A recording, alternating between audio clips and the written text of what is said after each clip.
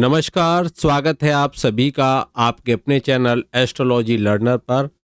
आओ ज्योतिष सीखे की श्रृंखला में आज हम आपके बीच में लेकर उपस्थित हैं एक बहुत ही महत्वपूर्ण विषय है षोडश वर्ग कुंडलियों में D24 चार्ट। जी हाँ, चतुर्विशांश कुंडली कैसे देखें और जन्म कुंडली के साथ में हम इसका विश्लेषण करेंगे ताकि आपको D24 चार्ट पूरी तरीके से समझ में आ जाए।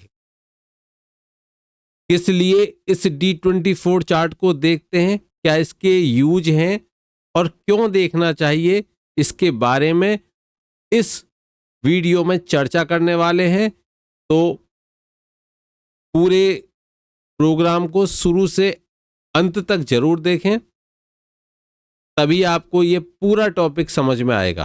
तो चलिए शुरू करते हैं।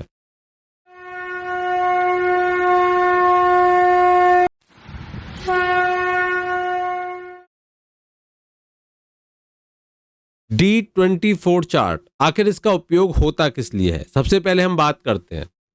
देखिए, जब लग्न कुंडली को हम देखते हैं तो लग्न 2 घंटे में परिवर्तित होती है।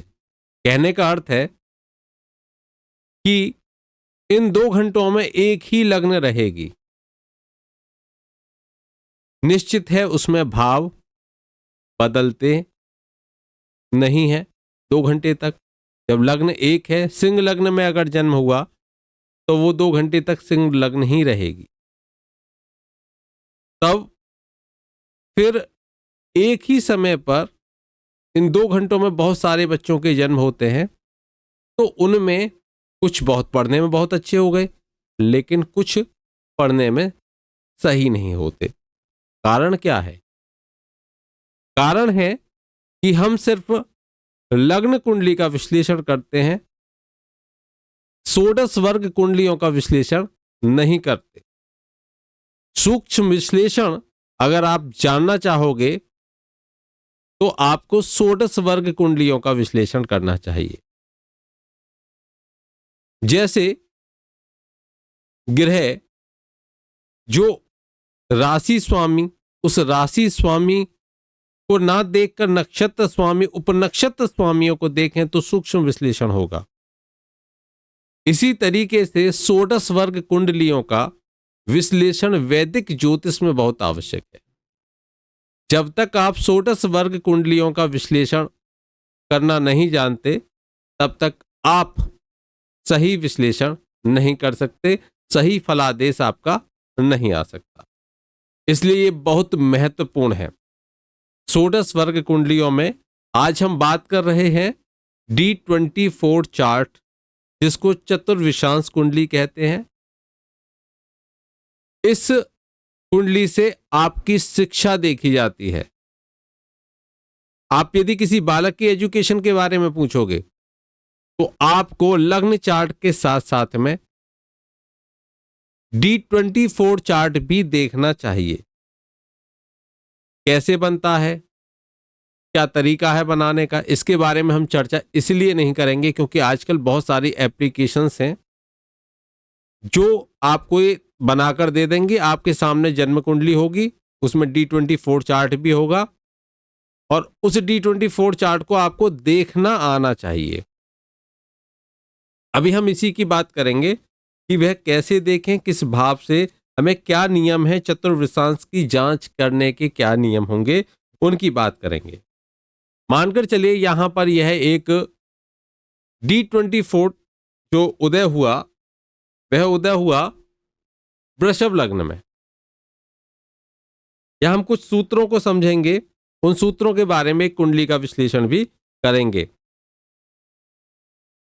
तो अगर आपको अच्छी शिक्षा देखनी है तो D24 का ये लग्न भाव, ये लग्न और लग्नेश बलवान होने अनिवार्य हैं। बलवान तो आप जानते ही हो, या पाप कर्तरी में नहीं फंसते हो, इस भाव को, इस भावपति को पाप ग्रह नहीं देखता हो, पाप पीड़ित न होते हो, अंश बल आदि अच्छे हों, शुभ स्थानों में पर बैठे हों, 6 8 12 से बाहर हों, इन पे ना हो, तो ये बली होते हैं। तो ये अगर ऐसा आप देखोगे तो वहां स्पष्ट हो जाएगा कि यह है अच्छी शिक्षा इस जातक अथवा जातिका को प्राप्त होगी। फिर दूसरा रूल इसका देखेंगे कि जो सबसे बली ग्रह होगा उसके द्वारा हम शिक्षा के विषय, कौन सा सब्जेक्ट होगा, तो वह जातक जातिका किस विषय में पढ़ाई करेंगे। जैसे बहुत सारे प्रश्न आते हैं आपके पास में कि हम बच्चे को क्या दिलाएं, कैसे डिसाइड करोगे?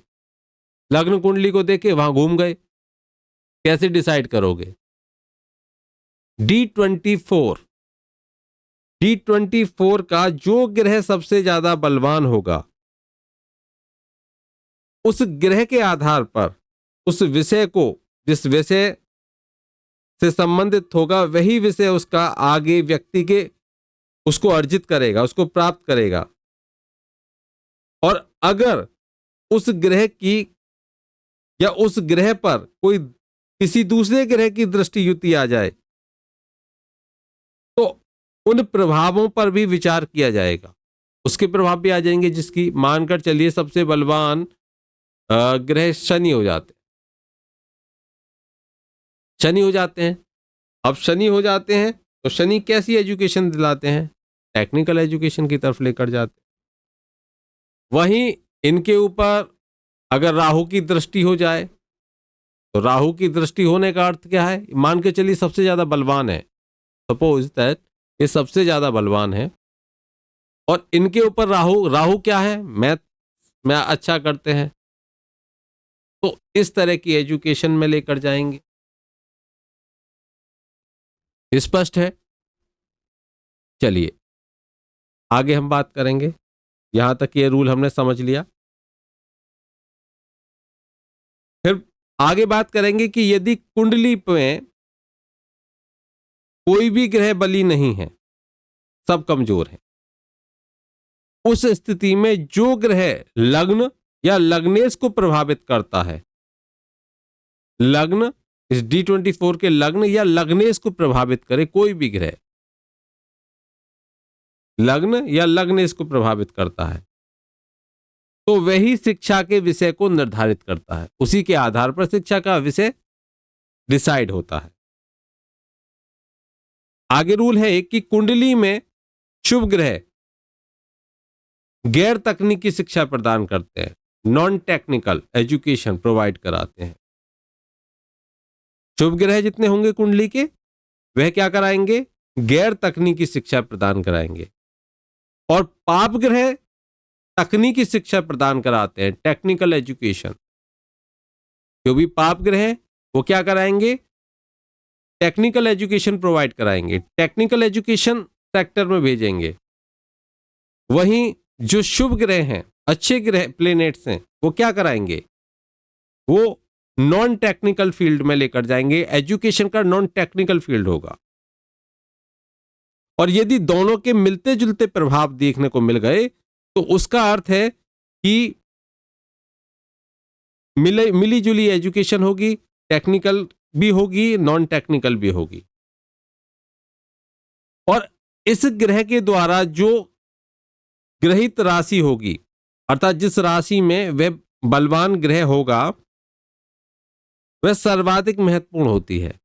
वह राशि यह तकनीकी, गैर तकनीकी या अर्ध तकनीकी भी हो सकती है। यहां तक आप समझ गए? यहां पर बात किसकी कर रहे हैं? जो बली ग्रह है, अगर वो पाप ग्रह बली है या लग्नेश के लग्न के समीप पाप ग्रह है, उसको प्रभावित करता है तो तकनीकी एजुकेशन दिलवाएगा। और अगर शुभ ग्रह है तो नॉन टेक्निकल एजुकेशन यानी कि गैर तकनीकी एजुकेशन प्रोवाइड कराएगा। और अगर वहां जो प्रभावित करने वाले ग्रह हैं वह पॉजिटिव भी हैं, मींस जो पाप ग्रह भी हैं और शुभ ग्रह भी हैं, तो वहां पर वो दोनों तरह की एजुकेशन, मिली जुली एजुकेशन उसकी रहती है। D24 चार्ट का जो पंचम भाव है और पंचम भाव का जो लॉर्ड है वो उसकी जो कंडीशन है वह उच्च शिक्षा को बताती है। यहां पर जो पंचम भाव या पंचमेश है वो बताएगा कि उसकी जो पोजीशन है वो बताएगी कि उच्च शिक्षा कैसी होगी। अब जैसे कि हम एक एग्जांपल लें कि अगर बृहस्पति की नवम भाव और केतु पर दृष्टि हो, यहां पर गुरु हो और गुरु की, जैसे मानकर चलिए गुरु यहां बैठे तो गुरु की नवम भाव पर दृष्टि गई, साथ ही साथ मानकर चलिए कि यहां पर केतु बैठे हों या यहां पर केतु बैठे हों। अब केतु के ऊपर दृष्टि जब जाएगी गुरु की तो केतु क्या है? रहस्य है। और बृहस्पति एजुकेशन, तो बृहस्पति ऐसे जातक को गहन शोधन कार्य, जो जैसे रिसर्च होते हैं, रिसर्च के सब्जेक्ट्स वो लेता है, रिसर्च में ऐसा जातक जाता है जहां पर बृहस्पति की नवम भाव पर दृष्टि और केतु पर दृष्टि हो। नोट करके रखिए, बहुत ही महत्वपूर्ण विषय है जो आपको जानना आवश्यक है। अगर आप सटीक विश्लेषण की तरफ जाना चाहते हैं तो आपको यह जानना ही होगा। आगे बात करते हैं, जन्म कुंडली के अस्त ग्रह पर आपको विशेष ध्यान देना है। जन्म कुंडली के यदि इस ग्रह की राशि किसी भी वर्ग कुंडली में उदय होती है, अस्त ग्रह है, मानकर चलिए बुध अस्त ग्रह है, और बुध की राशि कौन सी हो गई? मिथुन हो गई और कन्या हो गई।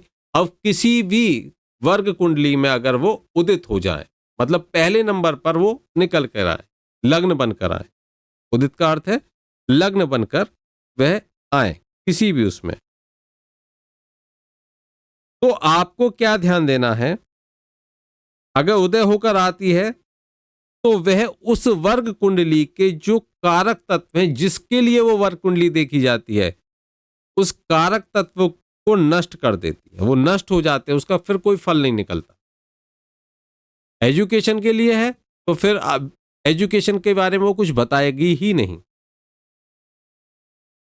आगे देखें, शिक्षा के कारक बुध और बृहस्पति है। बुध वाणी है, ज्ञान है, और जो बृहस्पति है ज्ञान है, और बुध वाणी है और बुद्धि है। तो बुध और बृहस्पति ये शिक्षा के कारक है, एजुकेशन के ये कारक हैं। बुध को जातक की स्मरण शक्ति, याददाश्त, किसी विषय को सीखने के लिए उसमें खोज, जिज्ञासु, ठीक है, क्यूरियोसिटी, और उसको बोलने की क्षमता देते हैं, वाक्पटु बनाते हैं। और इसके लिए बुध का क्या होना आवश्यक है? बलि होना आवश्यक है। बृहस्पति क्या है? ज्ञान है और बुद्धिमता है, इंटेलिजेंसी है। ये ज्ञान देते हैं, इंटेलिजेंसी देते हैं, बुद्धिमता देते हैं। गहन चिंतन और शोध के लिए यहां पर शनि का बलवान होना भी अनिवार्य है। मंगल क्या है? मंगल तर्क शक्ति प्रदान करते हैं। अब मैंने यहां आपको 4 बातें बताई। एक तो बुध, बृहस्पति, ये बुध क्या देंगे? बुध सीखने के लिए तत्परता, बृहस्पति ज्ञान देंगे, इंटेलिजेंसी देंगे, शनि शोध के लिए प्रेरित करेंगे, रिसर्च के लिए, और मंगल तर्क की शक्ति देते हैं। ठीक है, यहां तक। कुंडली में अगर हम राजयोगों की स्थिति देखें, राजयोग आप जानते हो वो कहीं बने, अगर कुंडली में राजयोगों की स्थिति है तो उच्च कोटि की शिक्षा प्रदान करते हैं। जितने राजयोग उतनी एजुकेशन हाई लेवल की हो जाएगी, जितने राजयोग उतनी एजुकेशन कैसी हो जाएगी? हाई लेवल की एजुकेशन हो जाती है, उच्च कोटि की शिक्षा प्रदान करते हैं। और जितने धन योग होंगे वो अनेक प्रकार की एजुकेशन, अनेक प्रकार की शिक्षा देने का काम करेंगे। फिर बात करेंगे अगले पॉइंट की कि यदि कुंडली में लग्न, लग्नेश, पंचम, पंचमेश, यदि कुंडली में लग्न, लग्नेश, पंचम, पंचमेश, जैसे यहां आप देखिए लग्न, इसका स्वामी शुक्र हो गए, लग्नेश हो गए, पंचम कन्या राशि है, यहां पर बुध हो गए पंचमेश, इस तरीके से। तो लग्न, लग्नेश, पंचम, लग्न, लग्नेश, पंचम भाव या पंचमेश ये अच्छी शिक्षा का नहीं दिखाते तो शिक्षा के विषय की जांच का कोई महत्व नहीं होता। अगर ये कहीं से भी पीड़ित हैं, अच्छी शिक्षा नहीं दिखा रहे हैं, तो फिर विषय क्या होगा, ये जांच की आवश्यकता ही नहीं रह जाती। आगे सूत्र है, आगे सूत्र है इसका, हमें कुंडली का जब विश्लेषण करेंगे आपको ये बिल्कुल स्पष्ट होते चले जाएंगे। चतुर्विशांश की जांच के ये नियम है। अगला नियम है कि द्वादश 12th हाउस, नवम और तृतीय भाव 3rd हाउस, किसी भी जातक को अपने जन्म स्थान से दूर अन्य स्थान पर शिक्षा प्रदान करते हैं। ये भाव जो होंगे, यदि इन भावों का संबंध किससे हो जाए, यहां लग्नेश या लग्न से संबंध हो जाए, लग्न में इन भाव का कोई अधिपति जाकर बैठ जाए, मानकर चलिए चंद्रमा यहां बैठ गए, शनि यहां पर बैठ गए लग्न में, या फिर मंगल यहां पर बैठ गए तो संबंध बन गया, या फिर शुक्र तीसरे भाव में चले गए, नवम भाव में चले गए, या फिर द्वादश भाव में चले गए, जो लग्नेश बनते हैं, तब भी क्या होगा कि ऐसे जातक जो एजुकेशन लेंगे वो कहां लेंगे, शिक्षा प्राप्त करने के लिए दूर जाएंगे, यात्राएं करेंगे। यात्राएं यहां पर दर्शाती हैं कि दूर एजुकेशन लेते हैं, जो घर के पास नहीं लेते, दूर उनकी एजुकेशन होती है। अगर यहां पर ये 12th हाउस में चला जाए तो विदेश लेकर चला जाएगा, 9th में चला जाए तो भी दूर लेकर जाएगा, और 3rd में चला जाए, तीसरे घर में से संबंध बना ले लग्नेश, तो फिर वहां पर जो घर से थोड़ी दूर छोटी यात्राएं जो होती हैं, ऐसी एजुकेशन लेकिन घर से दूर दिलाएगा। यहां ये आपको समझ में आ गया होगा। आगे बात करेंगे जन्म कुंडली के जो दशमेश हैं उनकी D24 में स्थिति अगर हम देखेंगे, जन्म कुंडली, लग्न कुंडली की बात कर रहे हैं, लग्न कुंडली के जो मानकर चलिए लग्न कुंडली, एक बार मैं आपको समझा देता हूं, लग्न कुंडली यहां पर ऐसे समझिए कि मेष लग्न की जन्म कुंडली है, लग्न कुंडली है, यहां पर दसम भाव के अधिपति शनि होते हैं तो दशमेश हो गए। अब इसको मान लेते हैं कि ये D24 चार्ट है, ये यहां पर मिथुन लग्न की जो है ये D24 चार्ट में है, ऐसे मान लेते हैं। अब यहां पर जो दशमेश हैं वो कहीं पर यहां पर बैठ जाए तो वह दिखाती है कि जो आप प्रोफेशनल एजुकेशन लेते हो, व्यवसाय के लिए शिक्षा लेते हो, प्रोफेशनल एजुकेशन को वह स्थिति दर्शाएगी। कौन सी, जो लग्न कुंडली के D1 चार्ट के 10th हाउस के लॉर्ड हैं वो D24 में आकर जिस भाव में बैठेंगे उस राशि से हम यह अनुमान लगाएंगे, जैसे हमने भी शनि देखा, अब यहां आकर बैठ गए, यहां गुरु के घर में आकर बैठ गए, ठीक है। तो यहां पर ये किस तरह की शिक्षण संबंधित एजुकेशन, जैसे कि कोई B.Ed करने लग जाए तो वहां पर क्या दिखाएगा कि जो दशमेश हैं वहां कहां लेके उसको एजुकेशन फील्ड में लेकर जा रहे हैं। टेक्निकल एजुकेशन देखें तो हम जो प्रोफेशनल एजुकेशन है मानकर चलिए कि यहाँ D10 का जो लॉर्ड है वो शनि के घर में चला जाए, शनि कैसी एजुकेशन दिलाएंगे? तो एडवोकेट बना सकते हैं, वकालत के क्षेत्र में लेकर जाएंगे। मंगल का साथ मिल जाए तो तर्क शक्ति अच्छी होगी। ठीक है,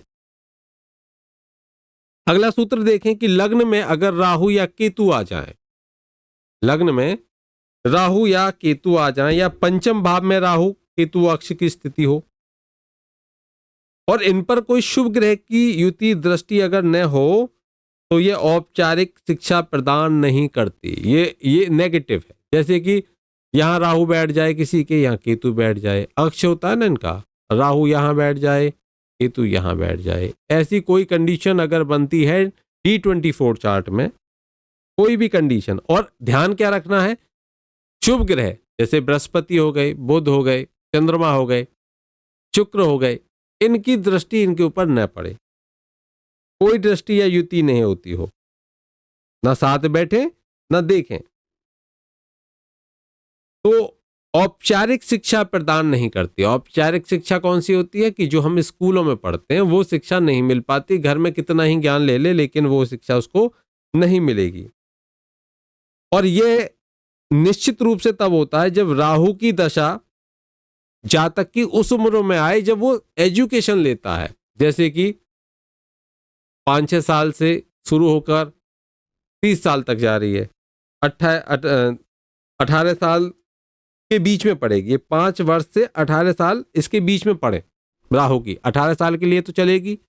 अब मानकर चलिए कि जब बच्चा 5 साल में तो बैठेगा, पढ़ाई करनी शुरू करेगा, अब 5 साल में जो पढ़ाई शुरू करी उतनी राहु की दशा आ गई, और D24 चार्ट में राहु कहाँ बैठे हैं, या तो पंचम में बैठे हैं या फिर लग्न में बैठे हैं,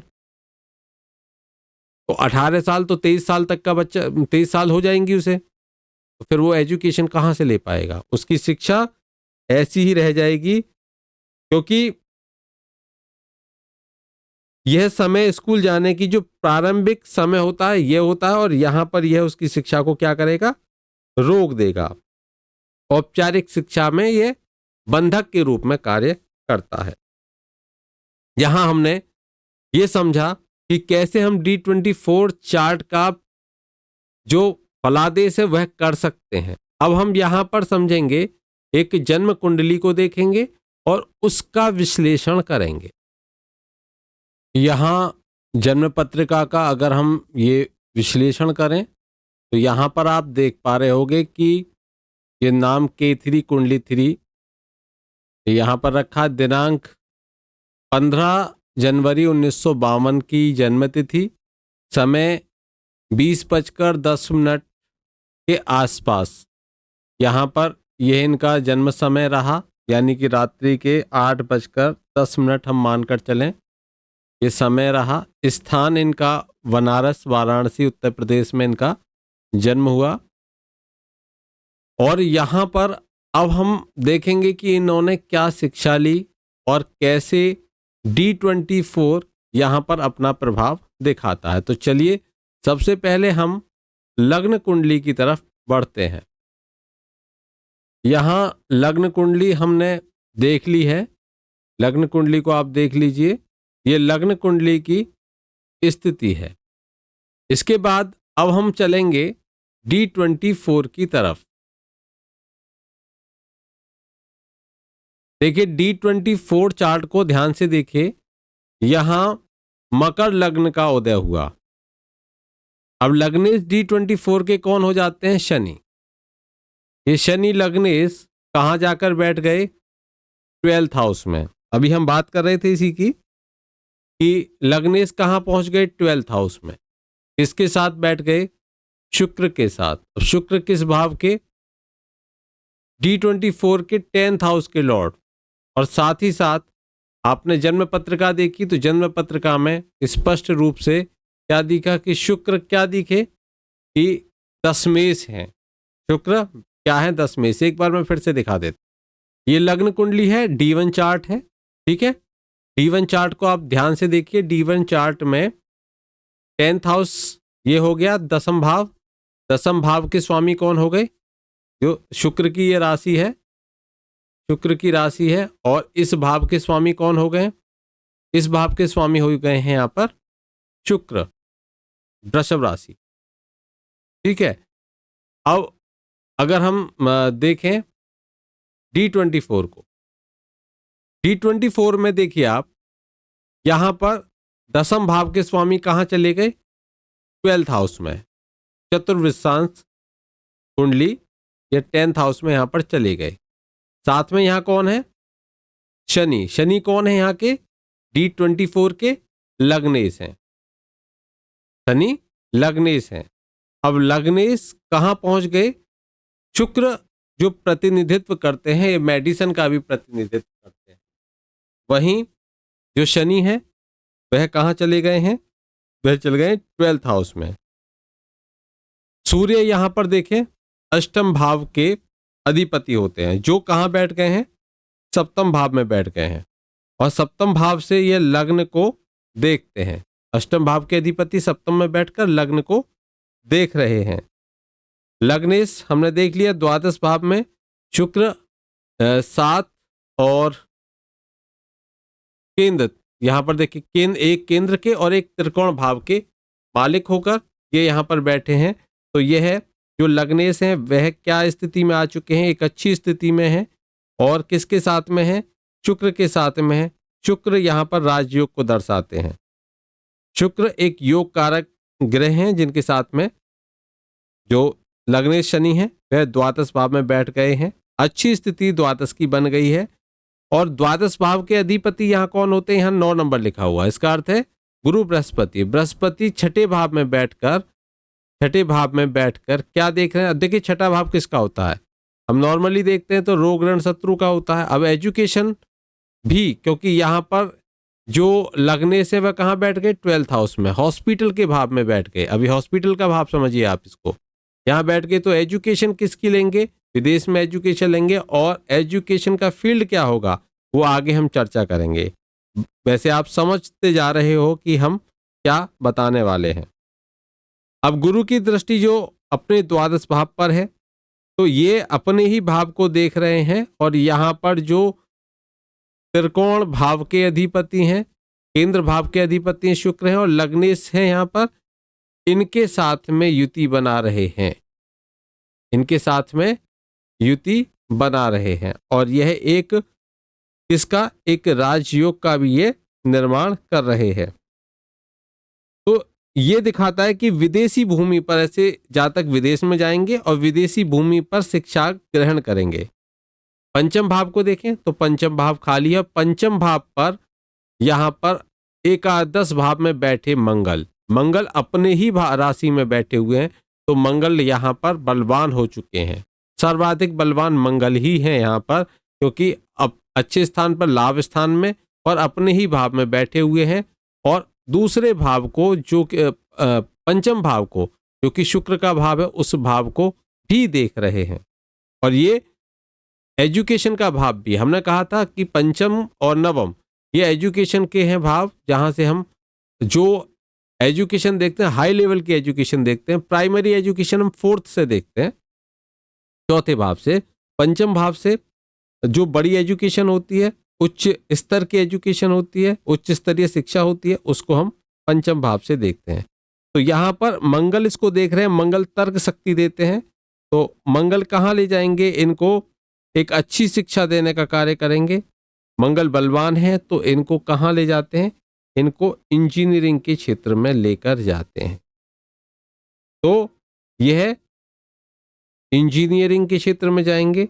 और यहाँ पर अगर हम देखें तो विदेश में कहाँ पर? 1981 में इन्होंने क्या किया? यूएसए में एक मल्टी सॉफ्टवेयर कंपनी में के मालिक ये बने।